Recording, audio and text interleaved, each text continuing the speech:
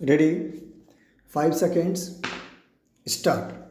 Sri Gupta further argued that in the present case, what was prayed for was a writ of quo warranto, and in fact, the election of the appellant was not called in question. Stop. It was argued that since the writ petitioners came to know about the appellant not belonging to the scheduled caste, and since the post of the chairperson was reserved only for the scheduled caste, therefore, the High Court was justified in entering into that question as to whether he really belongs to scheduled caste. Stop. Next para. In short, the learned counsel argued that independent of the election of the appellant as a ward member or as a chairperson, his caste itself was questioned in the writ petition only with the objective to see whether he could continue as the chairperson. Stop.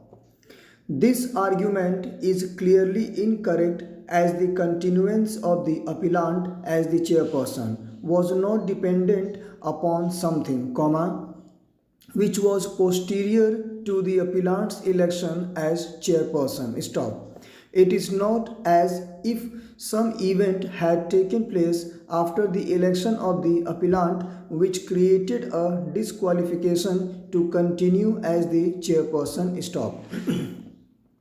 The continuance of the appellant as the chairperson depended directly on his election, which election was available only to the person belonging to the scheduled caste. Stop. It is an admitted position that ward number 8 was reserved for scheduled caste, and so also the post of chairperson. Stop. Therefore, though indirectly worded, what was in challenge in reality was the validity of the election of the appellant. Stop. According to the writ petitioners, the appellant could not have been elected as a ward member, nor could be elected as the chairperson, as he did not belong to the scheduled caste. Stop. Next para. He can understand the eventuality where a person who is elected as a scheduled caste candidate, renounces his caste after the elections by conversion to some other religion. Stop. Then a valid writ petition for quo warranto could certainly lie, because then it is not the election of such person which would be in challenge, but his subsequently continuing in his capacity as a person belonging to a particular caste. Stop. The counsel for the appellant rightly urged that the question of caste and the election are so inextricably connected that they cannot be separated. Stop.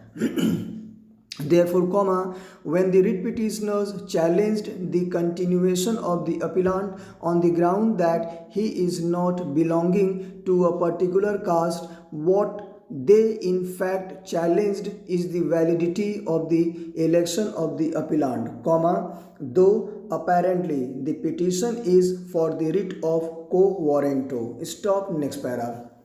Again, merely because the appellant was described as being a Christian in the service records did not mean that the appellant was actually a person professing Christian religion. Stop. It was not, after all, known as to who had given those details, and further as to whether the details, in reality, were truthful or not. Stop. It would be unnecessary for us to go into the aspect whether the parties in reality is a Christian, for the simple reason that this issue was never raised at the time of his election. Stop. Next para.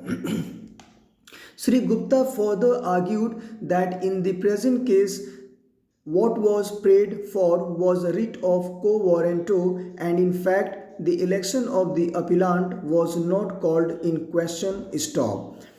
Thank you, and dear friends, try to repeat this matter at least 3 times. Thank you very much.